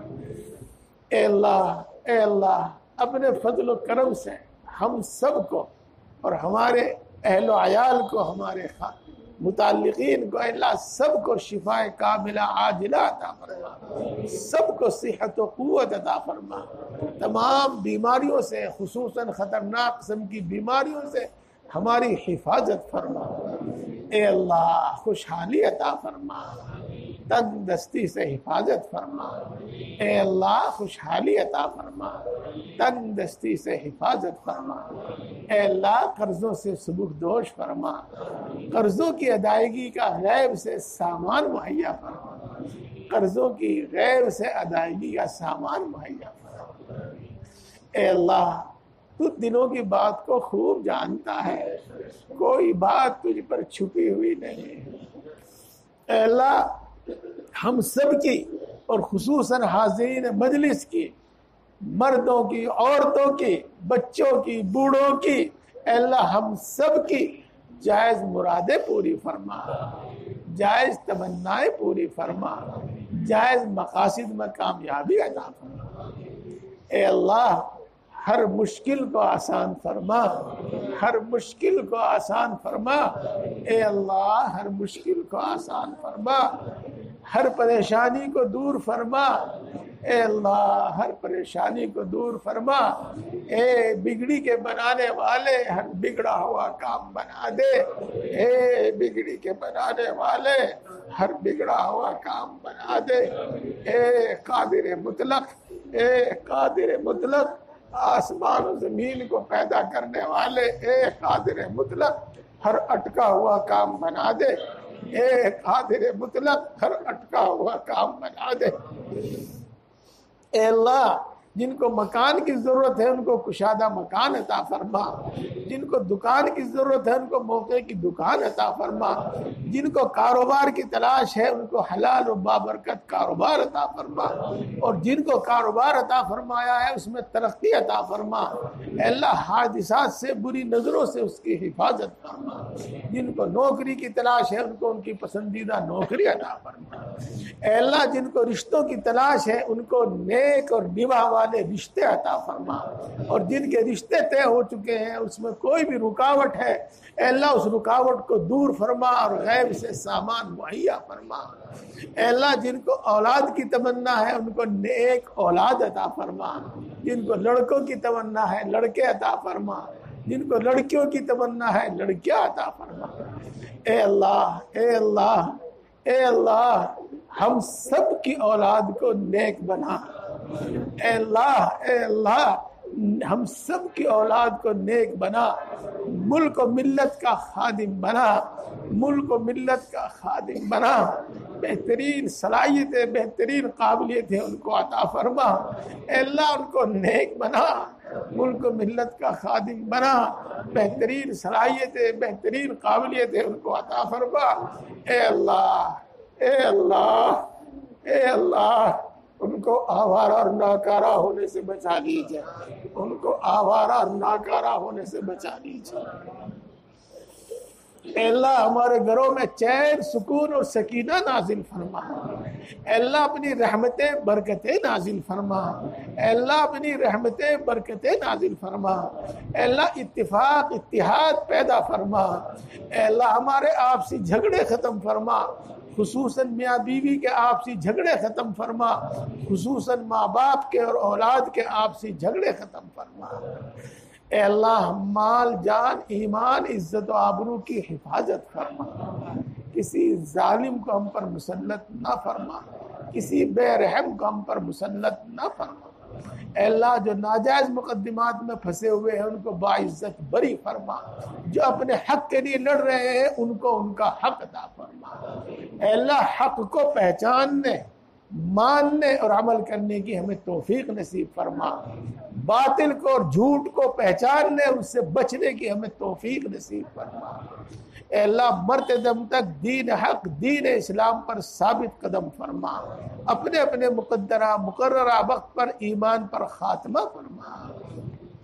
اے اللہ محض اپنے فضل و کرم سے، محض اپنے فضل و کرم سے ہم سب کو بغیر حساب کے معاف فرما دیجیے، ہم سب کو بغیر حساب کے معاف فرما دیجیے، ہم سب کو بغیر حساب کے بخش دیجیے۔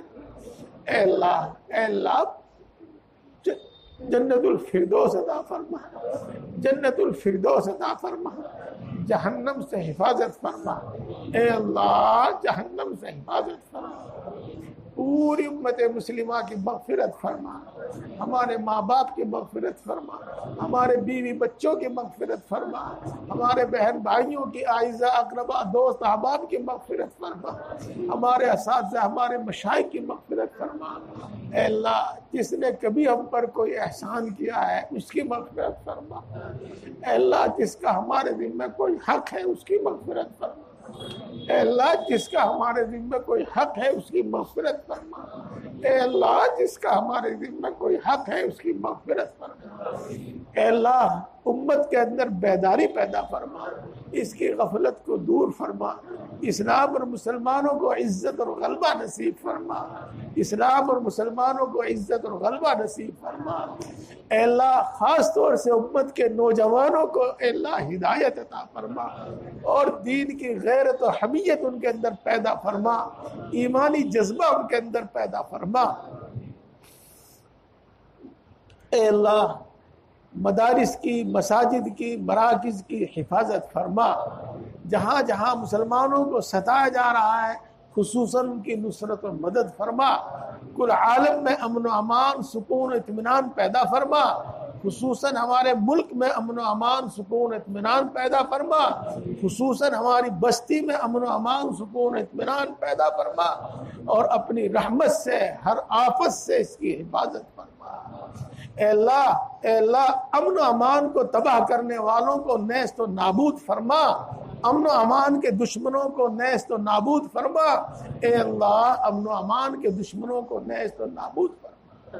اے اللہ ہر وہ خیر تجھ سے مانگتے ہیں جو تیرے نبی نے مانگی، اے ہم کو عطا فرما، ہر اس شر سے پناہ چاہتے ہیں جس سے تیرے نبی نے پناہ چاہی ہے، اے اللہ اس سے ہماری حفاظت فرما، جو مانگا ہے وہ بھی عطا فرما، اور جو مانگنے سے رہ گیا وہ بھی عطا فرما۔